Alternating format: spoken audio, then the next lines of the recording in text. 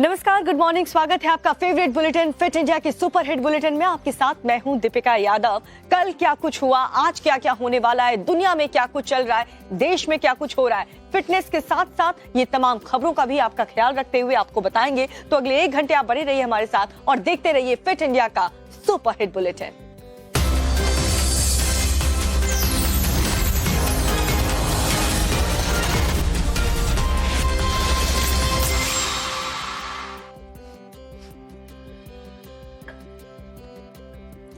तो देखिए, मौसम सुहाना हो और प्रकृति भी खूबसूरती हो तो फिर दिन बन जाता है, और इसीलिए हम भी अपने बुलेटिन की जो शुरुआत है वो नेचर के साथ करते हैं। लेकिन इसी नेचर को बचाना आपकी और हमारी ही जिम्मेदारी, ताकि ये आगे भी यूं ही बरकरार रहे। और इसी सिलसिले में कल किस तरीके से अर्थ आवर डे भी मनाया गया है। इसका मकसद खास तौर पर यही रहता है कि आप पृथ्वी को बचाएंगे, ऊर्जा को बचाने का काम करेंगे और उसे बरकरार रखने का काम करेंगे। और इसी सिलसिले में लोगों ने कल 1 घंटे तक अपने घर की लाइट्स ऑफ कर दी। आप भी देखिए।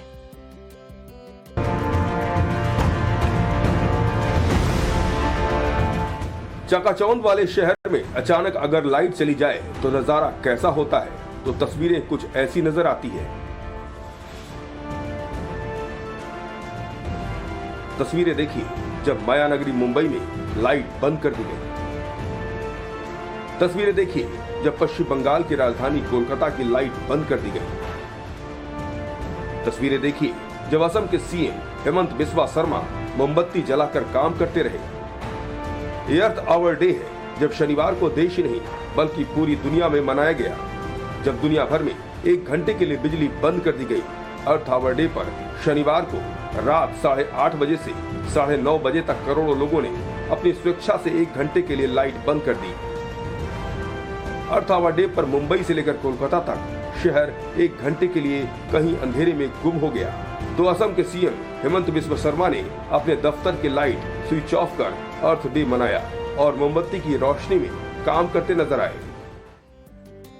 तो देखिए, बिना लाइट के तो हम अपनी जिंदगी की कल्पना कर नहीं सकते, लेकिन अपनी इच्छा से किस तरीके से दुनिया के कई शहर में, कई इलाकों में करोड़ों लोगों ने लाइट्स ऑफ करके ये संदेश देने की कोशिश की है। क्योंकि अगर नेचर सुरक्षित रहेगा, इसकी खूबसूरती सुरक्षित रहेगी, तो आप और हम भी सुरक्षित रहेंगे।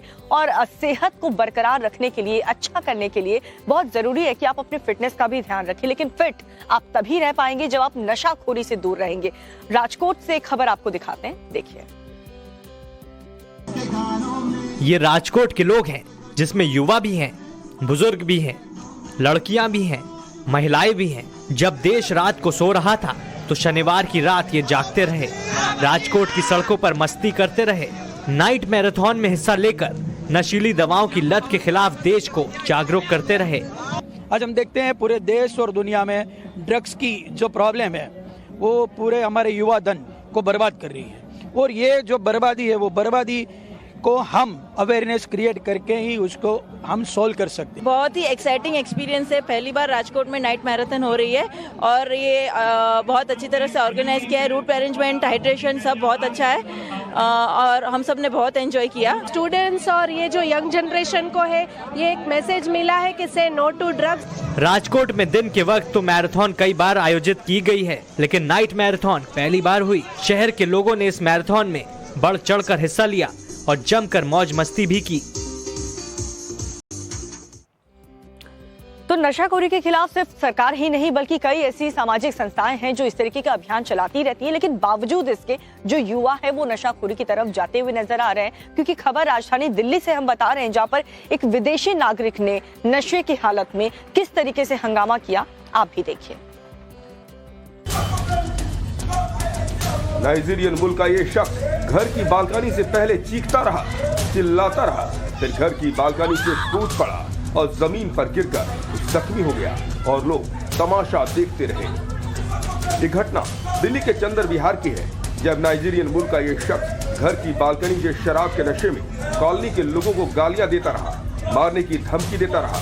आते जाते लोगों में कुछ ने उल्टा जवाब दिया तो नाइजीरियन मूल का ये शख्स बौखला गया और उन्हें मारने के लिए 30वीं मंजिल की बालकनी से ही नीचे कूद पड़ा। थोड़ी देर बाद मौके पर मौजूद लोगों ने इस शख्स की जमकर पिटाई कर डाली। शख्स चीखता रहा, लेकिन किसी ने उसकी एक नहीं सुनी। पुलिस को मिली खबर के बाद मौके पर पहुंची पुलिस की टीम ने उसे हिरासत में लिया और जख्मी हालत में नाइजीरियन मूल के शख्स को अस्पताल में भर्ती कराया। फिलहाल पुलिस मामले की जांच कर रही है। देखिए, सवालों के घेरे में तो एक इंस्पेक्टर भी है, जहां पर एक गर्ल्स हॉस्टल चलाने वाली महिला के साथ उन्होंने बुरा व्यवहार किया। नशे से ज्यादा अपनी वर्दी का किस तरीके से नशा उनको हुआ है, आप भी देखिए अगली रिपोर्ट में। सीसीटीवी फुटेज में दिख रहे शख्स रायपुर में पदस्थ इंस्पेक्टर राकेश चौबे हैं, जो पुलिस की वर्दी पहनते हैं तो जैसे रौब झाड़ने का उन्हें लाइसेंस मिल जाता है। वर्दी की गर्मी इनके ऊपर ऐसे चढ़ती है कि वो सिर चढ़कर बोलना शुरू कर देती है। सीसीटीवी में कैद ये वीडियो भी उसी का एक नमूना है। इंस्पेक्टर राकेश चौबे ड्यूटी पर शराब के नशे में चूर होते हैं तो उनका रौब और गर्मी कुछ ज्यादा ही बढ़ जाती है। सीसीटीवी में कैद इंस्पेक्टर राकेश चौबे एक महिला के ऊपर रौब दिखाते नजर आए, उसके साथ बदसलूकी करते नजर आए, उसे पीटते नजर आए, महिला को थप्पड़ मारते रहे और अंदर लड़कियां दिखाने की बात करते रहे। दरअसल पीड़िता महिला के मुताबिक रायपुर के देवेंद्र नगर में किराए की जगह लेकर वो एक गर्ल्स हॉस्टल चलाती है। ड्यूटी पर तैनात इंस्पेक्टर राकेश ने जैसे ही घर के बाहर बोर्ड देखा, शराब के नशे में धुत वो अंदर घुस आए और महिला पर धंधा चलाने का आरोप लगाने लगे और लड़कियां दिखाने की बात करने लगे और उसके साथ जमकर बदसलूकी की। मामले की शिकायत जैसे ही रायपुर एसएसपी आईजी के पास पहुंची तो वो एक्शन में आ गए और इंस्पेक्टर राकेश को सस्पेंड कर दिया। आरोपी इंस्पेक्टर को निलंबित करके लाइन अटैच किया गया है और विभागीय कार्रवाई की बात कही गई है। तो रायपुर के दारोगा का नशा तो अधिकारियों ने उतार दिया है, लेकिन लखनऊ वाले दारोगा के ऊपर अभी भी कोई कार्रवाई, कोई एक्शन नहीं लिया गया है। उन्होंने किस तरीके से एक ठेले वाले पर अपनी वर्दी का रौब दिखाया, कैसे उसे थप्पड़ मारा, आप भी देखिए इस पूरी खबर को।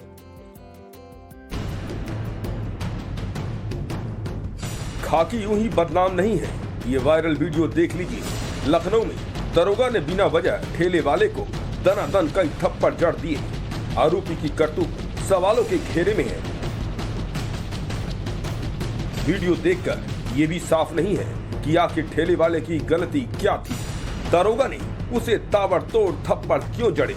दरोगा की दबंगई का ये वीडियो लखनऊ के 1090 चौराहे का है। यूपी कांग्रेस ने इस वीडियो को ट्वीट किया है और लिखा है, ये कोई पहली घटना नहीं है। इन जवानों का हर तीसरे चौथे दिन का कारनामा है। इनकी सारी ताकत ऐसे गरीबों को प्रताड़ित करने में लग जाती है, क्योंकि अपराधियों की तो ये सेवा में लगे रहते हैं।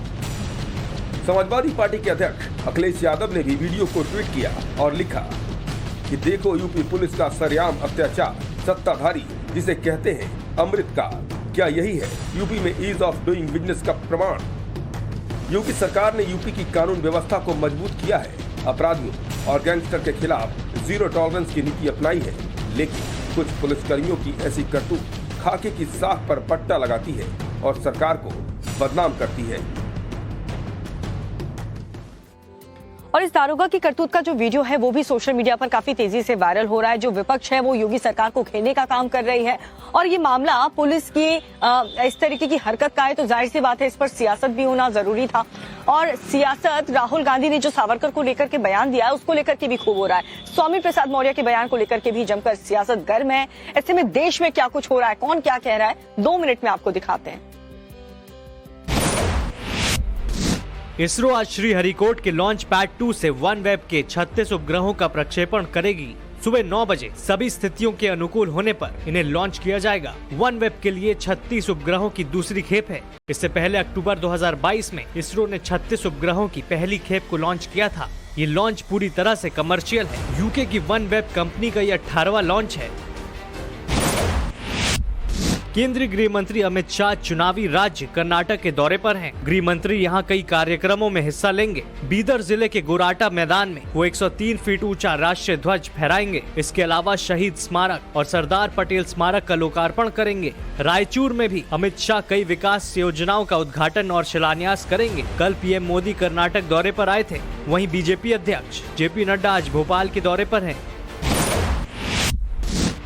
सावरकर पर राहुल गांधी के बयान को लेकर महाराष्ट्र में सियासत गर्म हो गई है। महाराष्ट्र के सीएम एकनाथ शिंदे ने कहा कि राहुल गांधी को महाराष्ट्र के लोग सड़कों पर नहीं चलने देंगे। शिंदे ने कहा कि राहुल गांधी ने पीएम मोदी, ओबीसी वर्ग और वीर सावरकर का अपमान किया है, उन्हें दंडित किया जाना चाहिए। शनिवार को राहुल गांधी ने एक बार फिर कहा कि वो गांधी हैं, सावरकर नहीं, माफी नहीं मांगेंगे। एसपी नेता स्वामी प्रसाद मौर्य ने एक बार फिर साधु संतों पर हमला बोला है। उन्होंने कहा कि धर्म के ठेकेदार सर काटने और जीप काटने की बात करते हैं, ये भाषा आतंकियों की होती है। उन्होंने कहा कि स्वामी प्रसाद मौर्य पानी का बुलबुला नहीं है जो धमकियों से खत्म हो जाएंगे। मेरे बोलने पर धर्म के ठेकेदारों को दर्द होने लगा है। मौर्य ने कहा कि आज लोकतंत्र खतरे में है, विपक्षी नेताओं को लगातार प्रताड़ित किया जा रहा है। जम्मू के सांबा में एक स्क्रैप फैक्ट्री में धमाका हो गया, जिसमें एक शख्स की मौत हो गई, जबकि 6 लोग घायल हुए हैं। पुलिस के मुताबिक स्क्रैप मटेरियल में एक मोर्टार शेल था, जिसमें विस्फोट होने से हादसा हुआ है। घटना के बाद पुलिस ने पूरे इलाके में सर्च ऑपरेशन किया। एसएसपी ने इसके पीछे किसी आतंकी साजिश से इनकार किया है, लेकिन मोर्टार कहां से आया, इसकी जांच की जा रही है। तो स्वामी प्रसाद मौर्य ने एक बार फिर से साधु संतों पर विवादित बयान दिया है। दरअसल साधु संतों की तुलना आतंकियों से कर दी। इतना ही नहीं, राहुल गांधी का समर्थन तो स्वामी प्रसाद मौर्य ने किया, लेकिन मोदी सरकार पर जमकर हमला बोला है। मोदी सरकार पर और बीजेपी पर जबरदस्त तरीके से हमला करने के सिलसिले में कांग्रेस पार्टी भी आज देश भर में सत्याग्रह करने वाली है और इसी को लेकर के आज राजघाट में कई बड़े कांग्रेस के नेता शामिल होंगे इस सत्याग्रह में। पूरी खबर इस रिपोर्ट में। राहुल गांधी की संसद सदस्यता रद्द किए जाने के खिलाफ कांग्रेस ने संकल्प सत्याग्रह का ऐलान किया है। पार्टी आज दिल्ली के राजघाट समेत पूरे देश में आंदोलन करेगी। पार्टी कार्यकर्ता राज्यों और जिला मुख्यालयों में गांधी प्रतिमा पर सत्याग्रह करेंगे। दिल्ली में राजघाट पर कांग्रेस प्रेसिडेंट मल्लिकार्जुन खड़गे और महासचिव प्रियंका गांधी के साथ तमाम बड़े नेता सत्याग्रह में शामिल होंगे। ये संकल्प सत्याग्रह सुबह 10 बजे से शाम 5 बजे तक चलेगा। 50 साल के इतिहास में बड़े से बड़े ऑफेंडर को, बड़े से बड़े अपराधी को 2 साल की सजा नहीं दी गई है, पर राहुल गांधी को दी जा रही है। तो निसंदेह इनके लिए कानून यही लागू होना चाहिए। कांग्रेस की एक राष्ट्रव्यापी आंदोलन की योजना है, जिसमें पार्टी के सभी कार्यकर्ता हिस्सा लेंगे। राजस्थान प्रदेश कांग्रेस समिति भी सभी जिला मुख्यालयों में सत्याग्रह करेगी। शनिवार को भी यूथ कांग्रेस ने जयपुर में केंद्र सरकार के खिलाफ प्रदर्शन किया। ये इस देश को तानाशाही से चलाना चाहते हैं और हम सड़कों पर उतरकर ये साबित करेंगे कि ये देश लोकतंत्र से चलेगा, ये देश संविधान से चलेगा। कांग्रेस ने केंद्र सरकार के खिलाफ प्रदर्शन की बड़ी तैयारी की है। चुनावी मौके पर कांग्रेस को इसका बड़ा फायदा मिल सकता है। और लैंड फॉर जॉब घोटाले की बात करें तो उसको लेकर के भी सियासत अपने चरम पर है, जिसको लेकर के सीबीआई ने तेजस्वी यादव से कल 7 घंटे की पूछताछ की। तो देखिए, तेजस्वी यादव बार बार ये बात कह रहे हैं कि कोई भी घोटाला नहीं हुआ, लेकिन बीजेपी भी बार बार कह रही है कि जांच होगी ना तो सब कुछ सामने आ जाएगा। ये रिपोर्ट देखिए आप। लैंड फॉर जॉब घोटाले में सीबीआई ने शनिवार को तेजस्वी यादव से 8 घंटे पूछताछ की। सीबीआई ऑफिस से निकलने के बाद तेजस्वी ने कहा कि हमने जांच में पूरा सहयोग किया है, सभी आरोप निराधार हैं। सच्चाई ये है कि कोई घोटाला हुआ ही नहीं है। ये निराधार चीजें हैं कैमरामैन, और इससे कोई क्या कहता है नहीं कहता है, इससे कोई फर्क नहीं पड़ता। सच्चाई यही है कि कोई घोटाला हुआ ही नहीं है, ये स्पष्ट है। कई बार समन भेजे जाने के बाद तेजस्वी यादव सीबीआई ऑफिस पहुंचे थे। सीबीआई ने कोर्ट में उन्हें गिरफ्तार नहीं करने का आश्वासन दिया था। कानून आज अपना काम कर रही है। भ्रष्टाचार और घोटाला करने वाले कोई भी हों, कानून उन पर स्वतंत्र रूप से काम करती है, तो लोगों को क्यों दर्द हो रहा है। लैंड फॉर जॉब घोटाले में इससे पहले लालू यादव और राबड़ी देवी से भी सवाल जवाब हो चुके हैं। शनिवार को मीसा भारती से ईडी ने 7 घंटे पूछताछ की। उनसे भी इसी घोटाले को लेकर सवाल किए गए।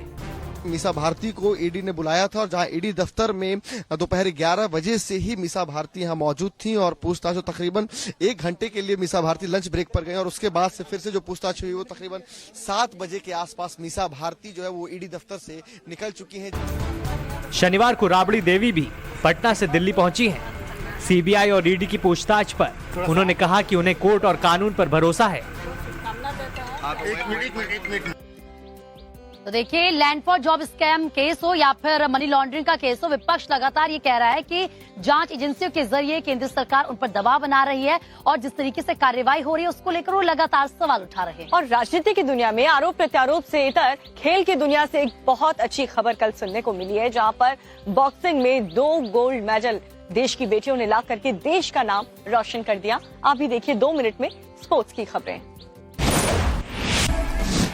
वर्ल्ड बॉक्सिंग चैंपियनशिप में शनिवार को भारत ने 2 गोल्ड मेडल अपने नाम किए। देश को दूसरा गोल्ड 81 किग्रा भार वर्ग में स्वीटी बूरा ने दिलाया। स्वीटी ने फाइनल में ऑस्ट्रेलियाई मुक्केबाज को मात दी। 2014 के रजत पदक के बाद ये वर्ल्ड चैंपियनशिप में उनका दूसरा पदक। इसके साथ ही स्वीटी वर्ल्ड चैंपियनशिप में स्वर्ण पदक जीतने वाली 7वीं भारतीय महिला बॉक्सर बन गई हैं। वहीं निखत लवलीना के मुकाबले आज होने हैं।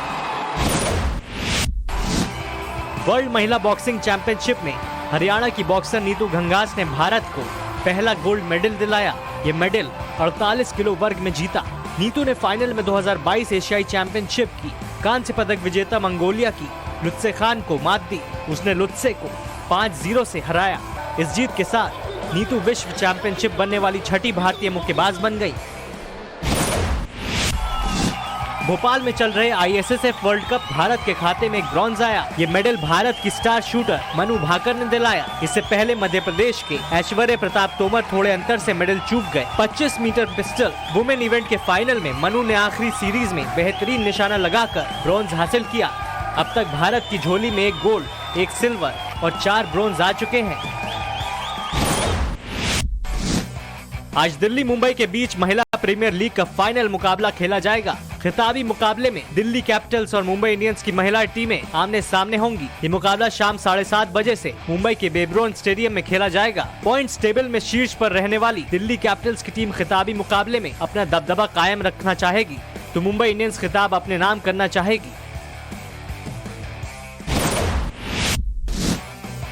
IPL शुरू होने से ठीक पहले मुंबई इंडियंस की टीम ने एक प्रोमो शूट किया है, जिसका वीडियो सोशल मीडिया पर जमकर वायरल हो रहा है। वीडियो में मुंबई इंडियंस के 4 खिलाड़ी मौजूद हैं, जिसमें कप्तान रोहित शर्मा के साथ सूर्य कुमार यादव, ईशान किशन और तिलक वर्मा भी हैं। बता दें, मुंबई इंडियंस की टीम में पोलार्ड नहीं होंगे। पोलार्ड ने अब IPL से संन्यास ले लिया है। और चलिए खबरों में आगे बढ़ते हैं और बात करते हैं खालिस्तान समर्थक अमृतपाल की। जी हां, 8 दिन हो चुके हैं, लेकिन बावजूद इसके पुलिस अभी तक अमृतपाल का कोई भी सुराग हाथ नहीं लगा पाई। और ऐसे में नेपाल बॉर्डर से लेकर के दिल्ली तक police full on alert mode पर है। जी हाँ, देखिए, भले ही अमृतपाल के करीबियों पर लगातार पुलिस का शिकंजा कसता जा रहा है, लेकिन उसके बावजूद अमृतपाल अपना ठिकाना बार बार बदल रहा है। आखिरी लोकेशन जो अमृतपाल की ट्रेस की गई थी वो पटियाला थी, लेकिन अब अमृतपाल कहाँ है, इसका जवाब पुलिस के पास अभी तक नहीं है।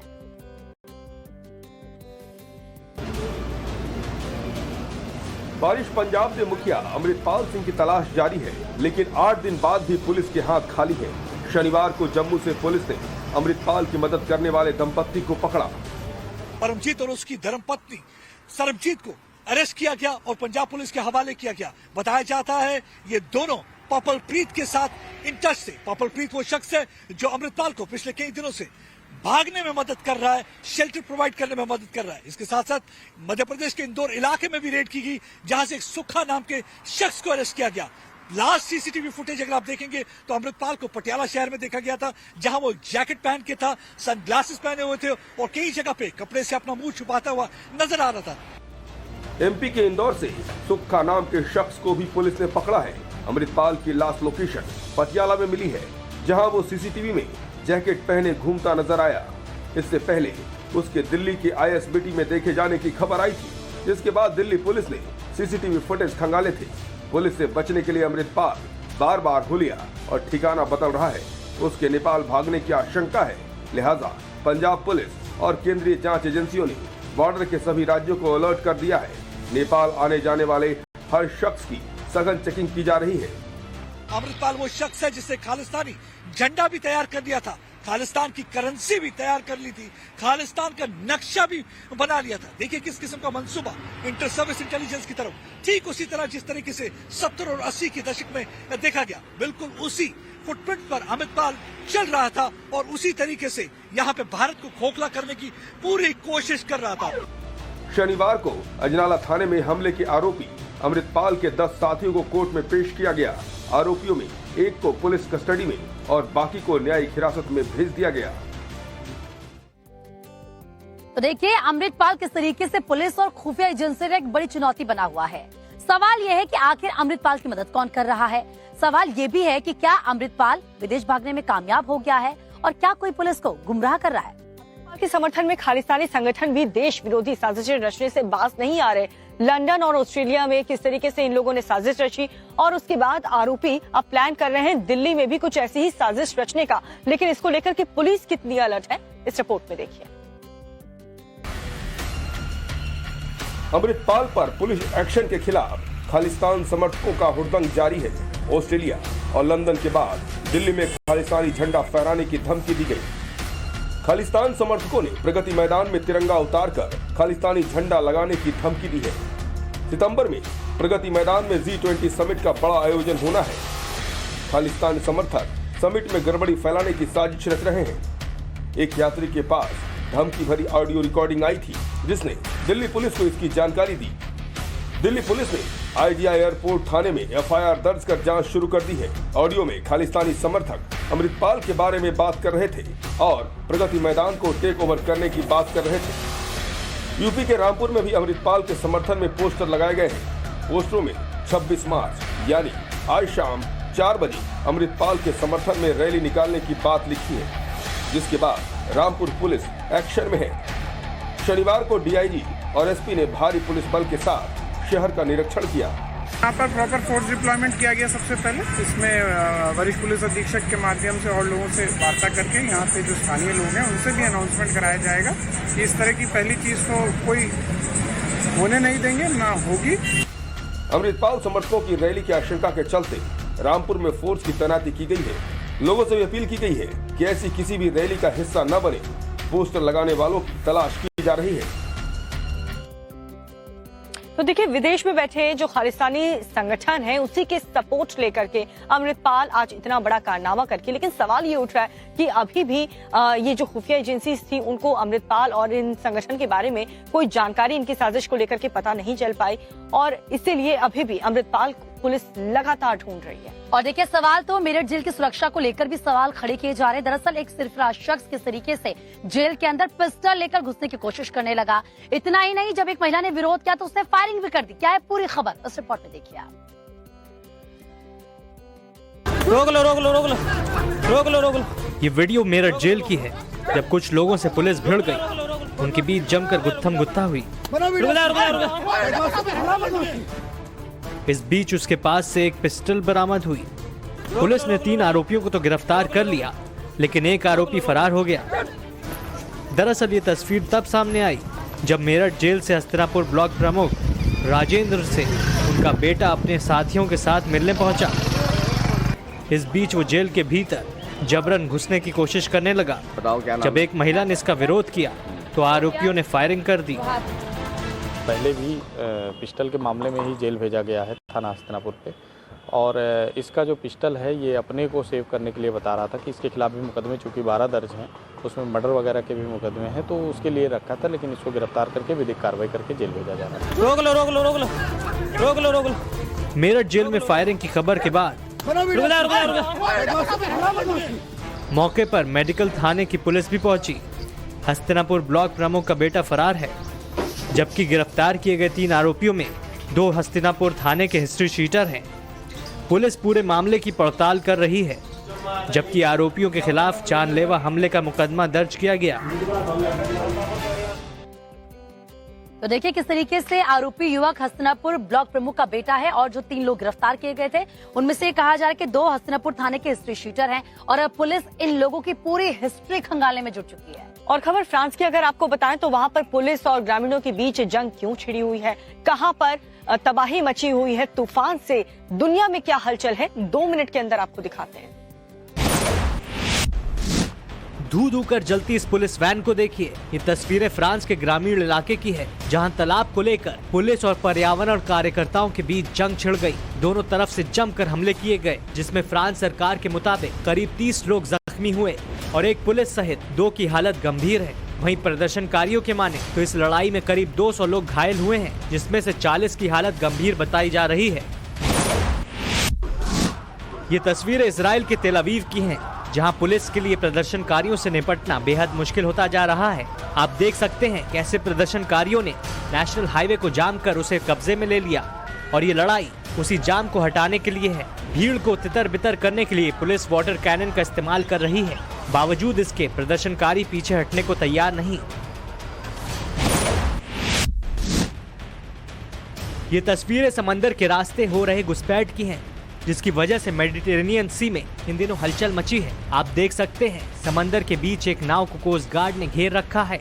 ये कोस्ट गार्ड लिबिया की है और जिस नाव को घेर रखा है उस पर 80 प्रवासी सवार हैं। लिबियाई कोस्ट गार्ड ने इस नाव को पकड़कर वापस जाने को मजबूर कर दिया।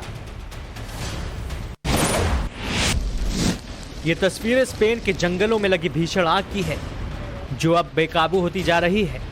आप देख सकते हैं इन लपटों को, जो मानो धरती से आसमान को छूना चाहती हैं। कई फायर फाइटर्स आग बुझाने में लगे हुए हैं, लेकिन आग बुझाने में काफी कठिनाई का सामना करना पड़ रहा है, जिसकी वजह से 1500 से अधिक लोगों को अपना घर छोड़ना पड़ा है। बर्बादी की तस्वीरें उस विनाशकारी बवंडर की हैं, जिसकी वजह से अमेरिका के दक्षिण पूर्वी राज्य मिसिसिपी में 23 लोगों की मौत हो गई। देखिए तेज आंधी की वजह से क्या मंजर हो गया है। हजारों मकान और पेड़ पौधे उजड़ गए हैं। बताया जा रहा है कि बर्बादी के इस बवंडर की वजह से कई लोग जख्मी हो गए, तो वहीं कई लोगों का अब तक कोई पता नहीं चला। खोज और बचाव का काम जारी है। और फिलहाल फिट इंडिया के सुपर हिट बुलेटिन में हमें रुकना होगा एक बहुत छोटे से और आगे भी तमाम खबरें आपको दिखाएंगे। और जिस तरीके से हमने आपको दिखाया था ब्रेक में जाने से पहले, स्पेन में किस तरीके से आग ने तांडव मचाया और अमेरिका के मिसिसिपी में किस तरीके से बवंडर ने विनाश लीला दिखाई है, यानी कि कोरोना की बात हुई थी। जो लोग हैं वो प्राकृतिक आपदाएं जो हैं वो लगातार झेल रहे हैं। बिल्कुल दीपिका, और देखिए आपने कोरोना का यहाँ पर जिक्र किया है, तो भारत में कोरोना के केसेस एक बार फिर से बढ़ने लगे हैं। लगातार ये चिंता का विषय बना हुआ है। ऐसे में सरकार तो अलर्ट है, लेकिन साथ ही साथ केंद्र सरकार ने राज्य सरकारों को क्या दिशा निर्देश जारी किए हैं और स्वास्थ्य मंत्री ने क्या कुछ कहा है, वो भी सुनिए। कोविड के बढ़ते मामलों को लेकर केंद्र ने राज्यों को चिट्ठी लिखी है। राज्यों से कोविड और इन्फ्लुएंजा H3N2 जैसी बीमारियों से बचाव के सभी उपाय करने के लिए कहा गया है। सरकारी और निजी अस्पतालों की तैयारियों को लेकर अगले महीने 10-11 अप्रैल को मॉक ड्रिल होगी। अस्पतालों को तैयारी करने के निर्देश जारी किए गए हैं। मॉक ड्रिल में बेड्स, ICU बेड्स, वेंटिलेटर और ऑक्सीजन की उपलब्धता चेक की जाएगी। सोमवार तक सभी राज्यों को प्लान भेजा जाएगा। कोविड को लेकर केंद्रीय स्वास्थ्य मंत्री का बड़ा बयान सामने आया है। उन्होंने कहा है कि देश में कोविड के नए वेरिएंट XXI के म्यूटेशन की पहचान हुई है। कोविड का जो नया वेरिएंट अभी देश में दिखाई दे रहा है, ये हमारे देश में चल रहे XXI वेरिएंट का ही एक पार्ट है। उसका म्यूटेट हुआ वर्जन है और हमें सतर्क अवश्य रहना है, लेकिन घबराने की आवश्यकता नहीं है। अब तक 216 लोगों में इसके लक्षण मिले हैं। स्वास्थ्य मंत्री ने लोगों से मास्क पहनने और अलर्ट रहने को कहा है। पिछले कुछ दिनों में केरल, महाराष्ट्र, गुजरात और कर्नाटक में कोविड के मामले बढ़े हैं, लिहाजा सरकार सतर्क है। तो देखिए कि इससे पहले कोरोना एक बार फिर से अपने पैर पसारे, लोगों को संक्रमित करे, लोगों को अपनी जद मिले, इसके लिए स्वास्थ्य मंत्रालय पूरी तैयारी कर रहा है और इसीलिए स्वास्थ्य मंत्रालय मॉक ड्रिल कर रहा है और साथ ही साथ तैयारियों को भी देख रहा है कि किस तरीके से तैयारियां की गई है। तो देखिए स्वास्थ्य मंत्रालय तो यहाँ पर जो बीमारियां हैं उसका जायजा ले रहे हैं, लेकिन गृह मंत्री अमित शाह की बात करें तो वो लगातार चुनावी जायजा लेने की तैयारी में हैं और इसी सिलसिले में आज वो कर्नाटक का दौरा करने वाले हैं। क्या कार्यक्रम उनके आज होने वाले हैं कर्नाटक में, आपको दिखाते हैं इस रिपोर्ट में। केंद्रीय गृह मंत्री अमित शाह शनिवार को MP के छिंदवाड़ा पहुंचे। यहाँ उन्होंने जनसभा को संबोधित किया और कांग्रेस नेता कमलनाथ पर जमकर हमला बोला, जिसके बाद आरोप प्रत्यारोप की राजनीति शुरू हो गई। आपने क्या किया इसका हिसाब किताब तो जरा छिंदवाड़ा वालों को लो। देना चाहिए नहीं देना चाहिए भाई? जोर से बोलो, देना चाहिए नहीं देना चाहिए? अरे नया करने का छोड़ो, कमलनाथ ने भ्रष्टाचार कर हमारे शिवराज जी को छोड़कर गए थे, वो मध्य प्रदेश की संपत्ति को भी लूट खसोट करने का काम। एमपी में इसी साल विधानसभा चुनाव होना है। छिंदवाड़ा कांग्रेस नेता कमलनाथ का गढ़ है। ऐसे में शाह ने कमलनाथ पर भ्रष्टाचार का आरोप मढ़ा तो उन्होंने ट्वीट के जरिए पलटवार किया। कमलनाथ ने लिखा, अमित शाह जी की कुसंग का ज्वर सबसे भयानक होता है। कुशासन का अंत बहुत दूर नहीं है। मुझे आशा थी कि आप छिंदवाड़ा पधार कर कुछ अच्छी बातें करेंगे, लेकिन शिवराज जी की झूठ मशीन ने आप पर बहुत तेज असर किया।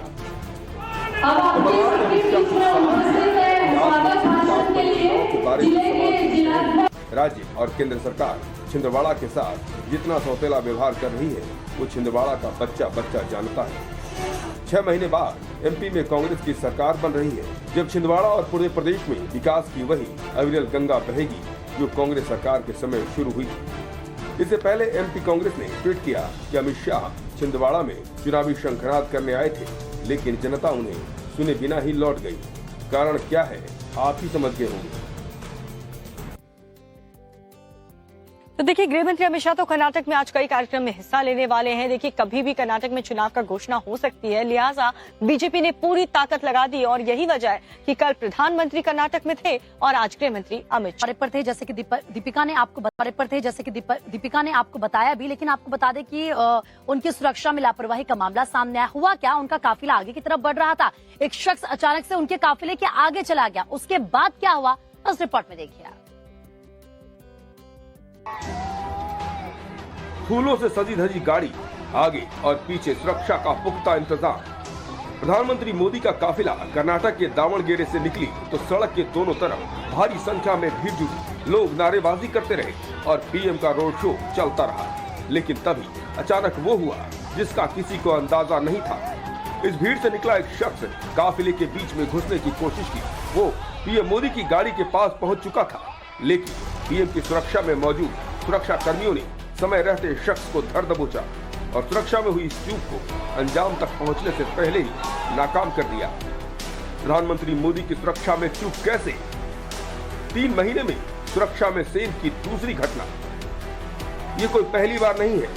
3 महीने के अंदर पीएम की रैली के दौरान ये दूसरी बार है जब सुरक्षा में सेंध लगने की घटना से हड़कंप मच गया। सुरक्षा एजेंसियां तो अलर्ट मोड में है, लेकिन सुरक्षा में सेंध लग गई। हालांकि एडीजीपी लॉ एंड ऑर्डर ने कहा कि पीएम की सुरक्षा में कोई चूक नहीं हुई है, क्योंकि आरोपी शख्स का प्रयास असफल रहा और मामले में उचित कार्रवाई की जा रही है। इससे पहले जनवरी में कर्नाटक के हुबली में पीएम के रोड शो के दौरान एक बच्चा पीएम के करीब आ गया था। वो मोदी को माला पहनाना चाहता था। इस घटना को भी पीएम की सुरक्षा में चूक माना गया, लेकिन कर्नाटक पुलिस ने इसे भी सुरक्षा में चूक नहीं बताया था।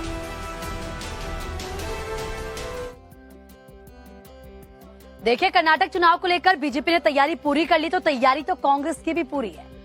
जी हाँ, और बात करें अगर तो बहुत ज्यादा उम्मीद बीजेपी को यूपी से भी है, क्योंकि लोकसभा चुनाव है अगले साल और कल ही की बात है कि 2.0 के 1 साल योगी सरकार ने पूरे किए हैं। संगठन को मजबूत करने का काम किया जा रहा है। योगी सरकार किस तरीके से 2024 के लोकसभा चुनाव की तैयारियों में जुटी है, आप भी देखिए।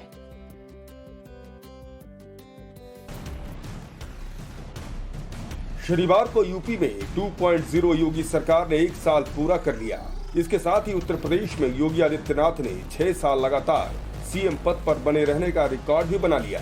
इस मौके पर सीएम योगी ने 1 साल के दौरान अपनी सरकार की तमाम उपलब्धियां गिनाई और सुशासन, विकास और खुशहाली के फार्मूले के बारे में भी बताया। सीएम योगी ने बताया कि कैसे उत्तर प्रदेश देश का नंबर 1 राज्य बनने की ओर आगे बढ़ रहा है, तो समाजवादी पार्टी को योगी की गिनाई गई उपलब्धियां जरा भी नहीं सुहाई। तो उत्तर प्रदेश जिसके बारे में कहा जाता था कि उत्तर प्रदेश में विकास नहीं हो सकता, विकास की कोई सोच नहीं है, आज वह आदरणीय प्रधानमंत्री जी की सभी फ्लैगशिप स्कीम में देश के अंदर नंबर 1 की दौड़ में है, नंबर 1 की यात्रा को आगे बढ़ा रहा है। देखिए, अब ये सारी दुनिया जानती है, हिंदुस्तान, पूरा हिंदुस्तान जानता है कि उन्होंने इसे 1 साल में क्या किया है। और ये सारा कारनामे उनके, सारी बातें हैं कि कितने बिल्डोजर चलाए हैं, कितने आदमियों को नुकसान पहुंचाया। योगी सरकार की उपलब्धियों पर विपक्ष को मिर्ची लग रही है तो 2.0 सरकार के 1 साल पूरा होने के साथ बीजेपी की नई टीम भी घोषित कर दी गई है। इस टीम में यूपी बीजेपी ने 7 महामंत्री बनाए। राजनाथ सिंह के बेटे और विधायक पंकज सिंह को उपाध्यक्ष बनाया गया। 16 प्रदेश मंत्री, 6 क्षेत्रीय अध्यक्ष घोषित किए गए हैं तो 18 उपाध्यक्ष बनाए गए हैं।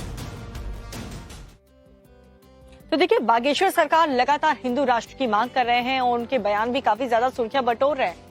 और आपको बता दें कि किस तरीके से पिछले दिनों हिंदू राष्ट्र की मांग को लेकर जो उन्होंने बयान दिया उसको लेकर केस दर्ज भी कराया गया। और ऐसे में अब बागेश्वर सरकार के समर्थन में माहौल काफी गर्म है।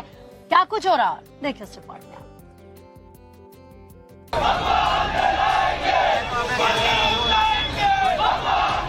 सड़क पर बाबा बागेश्वर सरकार के समर्थक हजारों की संख्या में, हाथों में भगवा झंडा और जुआ पर नारेबाजी। तस्वीर राजस्थान के उदयपुर की है, जब सड़क पर कोहराम मच गया। पंडित वीरेंद्र शास्त्री के समर्थन में हजारों लोग सड़क पर उतर आए। दरअसल ये हालात तब बने जब मेवाड़ में नववर्ष के मौके पर हुई धर्म महासभा में बागेश्वर सरकार ने एक बयान दिया जिसमें भगवा फहराने की बात कही गई। पुलिस ने उनके खिलाफ एफआईआर भी की है।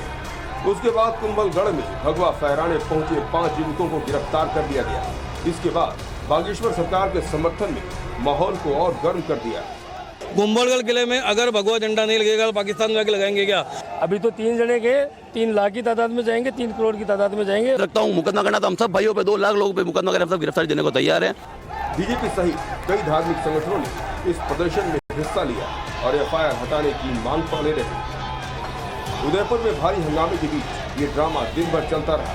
फिर गिरफ्तार 5 युवकों को कोर्ट में पेश किया गया, जहां उन्हें जमानत मिल गई। तब जाकर मामला शांत हुआ।